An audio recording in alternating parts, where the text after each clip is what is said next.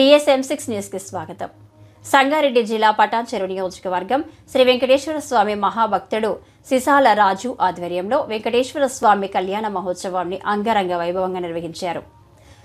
పటాన్చెరు పట్టణ పరిధిలోని శ్రీ ఏడుకొండల వెంకటేశ్వర స్వామి మహాభక్తుడైన సిసాల రాజు వైకుంఠ ఏకాదశి సందర్భంగా తన కుటుంబంతో కలిసి వెంకటేశ్వర స్వామి కళ్యాణ మహోత్సవాన్ని తన భక్త బృందంతో అంగరంగ వైభవంగా నిర్వహించారు.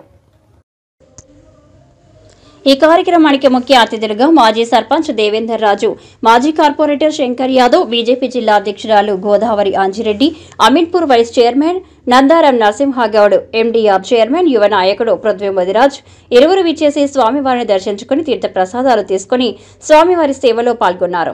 అనంతరం సిసాల రాజు మాట్లాడుతూ వెంకటేశ్వర స్వామి ఆశీర్వాదంతో తాను మహాభక్తుడని అయినాను అని, ప్రతి సంవత్సరం వచ్చే నాగుల చవితి రోజు పటాన్చెరు నుండి తిరుపతి దేవస్థానం వరకు పాదయాత్ర చేస్తాను.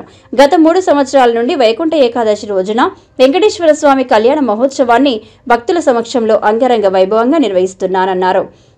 హరే కృష్ణ మూవ్మెంట్ హైదరాబాద్ వారు తిరుపతి దేవస్థానంలో ఏ రకంగా ప్రసాదం దొరుకుతుందో లడ్డు, పెరుగన్నం, సాంబారన్నం, పులిహోర, పరమన్నం ఇక్కడికి వచ్చిన భక్తులకు ప్రసాదంగా ఇవ్వబడింది. తిరుమల తిరుపతి దేవస్థానం వెంకటేశ్వర స్వామి ఆశీర్వాదంతో అందరూ బాగుండాలని మనస్ఫూర్తిగా కోరుకుంటున్నాను అని అన్నారు. ఈ కార్యక్రమంలో సిసాల రాజు, వారి కుటుంబ సభ్యులు, భక్త బృందం సభ్యులు, మిత్రులు, భక్తులు, మహిళలు తదితరులు పాల్గొన్నారు.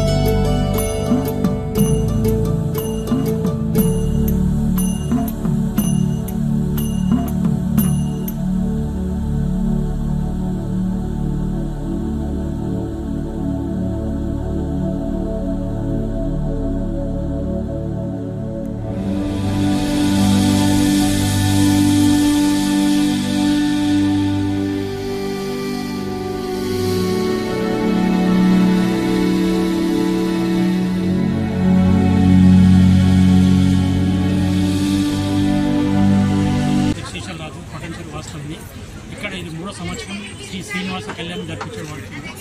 ఇది లోక కళ్యాణార్థం తలపెట్టినాము. ఇది అలాగే కంటిన్యూ కావాలని ఆ స్వామివారిని కృప అందరి మీద ఉండాలని కోరుకుంటున్నాం. అన్లిమిట్ అని చెప్పి ఆయన ఎంతమంది తీసుకోవాలి ఆయన దయాది నేను చెప్పేది కాదు. ఇది కూడా చిన్న కలియుగ వైకుంఠం ప్రసాదాలు ఇస్కాన్ టెంపుల్కి వచ్చింది. వాళ్ళు చాలా మంచి రుచికరమైన పదార్థాలు సప్లై చేశారు. పంతులు గారు కూడా మంచి సహకరించి మంచి పూజలు చేసి అందరి ప్రజలు మెప్పు పొందాలని మేము అందరికీ. ఓకే. ఓం నమో వెంకటేశాయ. మన శ్రీమాన్ సిసాల రాజుగారు బ్రహ్మాండంగా 20 సంవత్సరాల నుండి పాదయాత్ర చాలా వైభవంగా నిర్వహిస్తూ ఉన్నారు.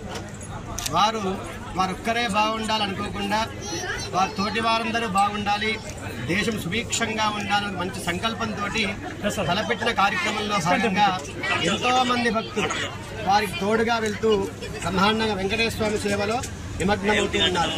ఇందులో భాగంగా గత 3 సంవత్సరాల నుండి శ్రీమాన్ రాజుగారు పాదయాత్రతోటి సరిపెట్టుకోకుండా వైకుంఠ ఏకాదశి రోజున అంటే 33 కోట్ల దేవతలు శ్రీమన్నారాయణని సేవించుకున్న రోజు ఈరోజు. అలాంటి పరమ పవిత్రమైనటువంటి రోజున 33 కోట్ల దేవతల అనుగ్రహం వచ్చినటువంటి భక్తులందరికీ అందాలని మంచి సంకల్పంతో అలాంటి మంచి కార్యక్రమాన్ని ఏర్పాటు చేశారు. ఇందులో ఉదయం పూట సుదర్శన హోమం చాలా వైభవంగా జరిగింది. సుదర్శనుడు అంటే మంచి మార్గాన్ని సూచించేవాడు అని అర్థం అన్నట్టు.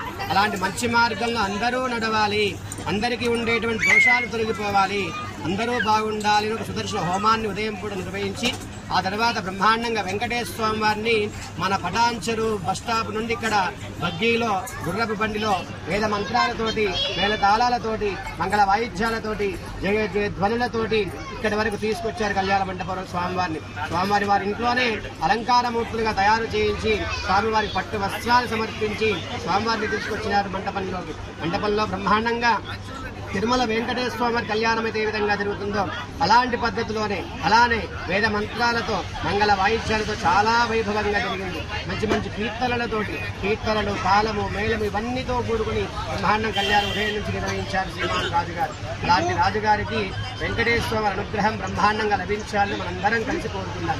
ఈ వెంకటేశ్వర కళ్యాణంలో ఈ వైకుంఠ ఏకాదశి రోజున శ్రీ వెంకటేశ్వర స్వామి కళ్యాణం చేస్తే దేవాలయాల్లో కూడా ఇంతమంది భక్తులు రారేమో అన్నట్టుగా మరో తిరుమలను తలపిస్తుంది అన్నట్టుగా భక్తులు కొన్ని వేల మంది వచ్చారు ఇక్కడికి. పొద్దున్నటువంటి మేము చూస్తూ ఉన్నాం.